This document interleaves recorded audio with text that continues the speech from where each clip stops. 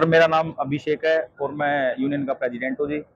मैं ये बताता हूँ सर, हमने 3 जनों ने 100 करोड़ की एप्लीकेशन लगाई थी विद प्रूफ। उन एप्लीकेशनों को दबाया जा रहा है, डॉक्यूमेंट चेंज किए जा रहे हैं। डॉक्यूमेंट सुपरवाइजर चेंज करता पकड़ा भी गया सर, उसकी भी एप्लीकेशन लगाई। जो अधिकारी इसमें जो इसमें थे, मिले हुए थे, वो अभी तक सीटों पे बैठे हैं। और जो पीजीआई प्रशासन खुद ये बोल रहा है कि भाई 41,41,000 की सालाना बचत है, तो उस बचत को क्यों नहीं करते? मतलब हमको एचकेआन में कर देते हैं तो उस पैसे की बचत होगी सर उसमें। अगर ये पीजीआई प्रशासन खुद सोचे, जो वेंटिलेटर पे बच्चे मर रहे हैं, मरीज छोटे छोटे मर रहे हैं, तो उन पैसों में 1 महीने में 10 वेंटिलेटर आ जाएंगे, तो फिर इनको मलाई कैसे मिलेगी अगर ये वेंटिलेटर ले आएंगे तो सर? तो ये है जी, हमने पूरी ऊपर तक इनकी वो दे दी, इंक्वायरी को दबाया जा रहा है। वो अधिकारी यहीं सीट पे बैठे हुए हैं। कौन है जो दबा रहे हैं? ये बीसी साहब है जी, अपने पीजीआई प्रशासन है यहाँ का। यानी क्या घपला है यहाँ? घपला 100 करोड़ का है जी। पीजीआई ने खुद कबूल भी किया है, फाइनेंस रिपोर्ट भेजी है, तो उसमें ये खुद बोला है कि भाई 41,41,000 की सालाना बचत अगर हम इनको एचकेआन पोर्टल पे कर देते हैं तो ये है जी। तो फिर इनको मलाई कहाँ से मिलेगी अगर हमको एचकेआन पोर्टल पे कर देंगे तो?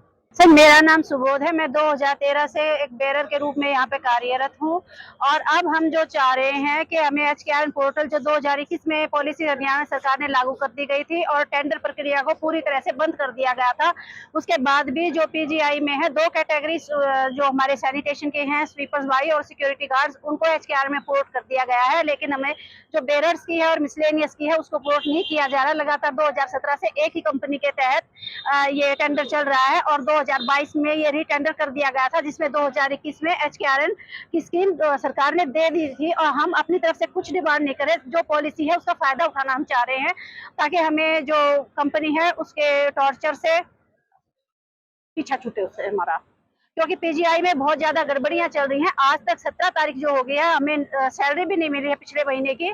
किस तरह से हमारे घर परिवार चलेंगे? और जो एक एप्लीकेशन हमारी कमेटी ने जो लगाई थी 100 करोड़ के घपले की, जो घोटाला यहाँ पे हो रहा है, उसकी जांच को भी दबा दिया गया है। तो अभी कब तक चलेगा ये प्रोटेस्ट? सर इसका जवाब देंगे अथॉरिटी, वो कब हमें पोर्ट करवाती हैं। हम हार्डली विद इन 5 मिनट्स हम यहाँ से अपने काम पे चले जाएंगे और हम सिर्फ पीजीआई के विजय पार्क में जो धरना स्थल है उसी में बैठे हैं। इसके बाहर हम कहीं नहीं जा रहे। जो अव्यवस्था फैली हुई है वो हमारे कारण नहीं फैली हुई, वो हमारे यहाँ इकट्ठे बैठे हैं, वो अरेंज नहीं कर पा रहे कंपनी, तो वो उनकी गलती है, हमारी नहीं है।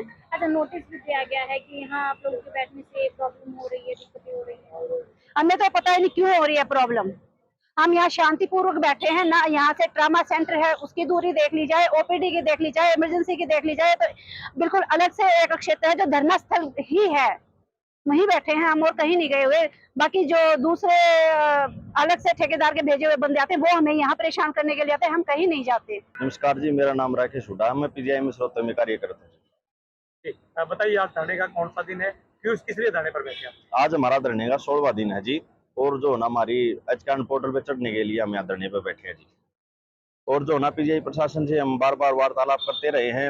हमारे को आश्वासन दिया जाता है कि आपका काम इतने दिन में हो जाएगा, आपका काम इतने दिन में हो जाएगा, बट हमारा काम नहीं हो रहा जी। आप लोगों ने भीख भी मांगी थी, अधिकारियों का जो भ्रष्टाचार है उसको लेकर के भी आपने बात की? देखो, हमने प्रशासन के लिए सारे काम अपनी तरफ से सभी हथकंडे आजमा के देख लिए। हमने भीख भी मांग ली है, हम अर्धनग्न प्रदर्शन भी कर लिया, हमने वैसे भी कर लिया हमने, बट प्रशासन सुन ही नहीं रहा, हमारी आंखें बंद करके बैठा हुआ है। ये 1200 परिवार, ये बच्चे नहीं बैठे, 1200 परिवार बैठे हैं यहाँ पे। आगे बच्चों का भी पालन पोषण देखना हमें, और ये चाहते हैं कि भाई ये ठेकेदारी में रहे।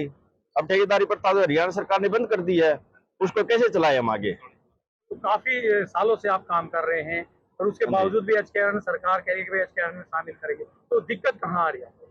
देखो जी, हरियाणा सरकार ही ये पॉलिसी बनाने वाली है, हम ये पॉलिसी मांग नहीं रहे खुद। सभी हरियाणा में सभी डिपार्टमेंटों में एचकेआरएन पोर्टल पे चले गए हैं, बट हमें और तो सभी बातों का पता भाई यहाँ पे क्या घोटाला हो रहा है, क्या कुछ हो रहा है। सरकार और प्रशासन के बीच में बात उलझी हुई है, उस बात का नहीं पता चल रहा जी। हमने रीजन क्या मान रहे हैं आप? रीजन तो देखो जी, हम यही मान है कि पीजीआई प्रशासन को यहाँ पे काफी मलाई मिल रही है खाने के लिए, इसलिए करना नहीं चाहते। सर, तो अभी आगे क्या आपने निर्णय लिया आप लोगों ने? अभी तो निर्णय ये हुआ जी, हमारी 2 एसोसिएशन है यहाँ पे रजिस्टर्ड, उनके खिलाफ पीजीआई प्रशासन ने लीगल नोटिस भिजवा दिया। आज उनकी बहस हुई थी हमारी, और जो ना हम कोर्ट के आदेश की पालना करते हैं जी।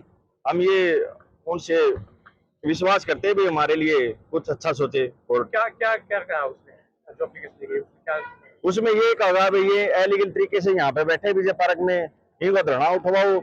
एसपी साहब को वो नोटिस कर दिया, इन्होंने डीसी को कर दिया। अगर हम गलत तरीके से यहाँ बैठे हुए एसपी साहब हमारे को पहले उठा देते। आज 16 दिन हो गए जी मगे, हम कोई यहाँ गलत नहीं बैठे। बच्चा रोएगा तो अपने घर में ही रोएगा, बाहर जाए कहाँ रोएगा। निर्णय क्या लिया आपने? अब हमने ये निर्णय लिया जी, अभी ऑर्डर आएंगे उसी के तहत हम निर्णय लेंगे। अच्छा, टेम्परेरी भर्ती भी की जा रही है पीजीआई के अंदर आप लोगों की जगह, तो उसको लेकर क्या देख रहे हैं? देखो जी, कोई यहाँ पे 2017 से लगा हुआ है, कोई 16 से लगा हुआ है, कोई 10 से लगा हुआ है। उनको आज तक इन्होंने आई कार्ड नहीं दिए। अगर अब जो नए लगा रहे हैं उनको आई कार्ड दे रहे हैं, ड्रेस दे रहे हैं। उस आई कार्ड में लिखा हुआ है टेम्परेरी। ये क्या रीजन है? हमें इतने साल हुए लगे यहाँ पे, हमें एक्सपीरियंस है यहाँ पे, भाई यहाँ काम कैसे होता है, कैसे चलाया जाता है। उनको क्या एक्सपीरियंस है जी?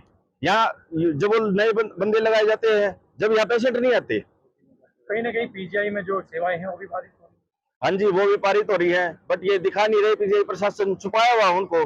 आप अंदर जाके देखो क्या व्यवस्था पीजीआई की, क्या बुरा हाल हुआ पड़ा है। तो कब तक बैठेंगे आप? अनिश्चित काल बैठेंगे जी, जब तक हमारी मांगे नहीं मानेंगे।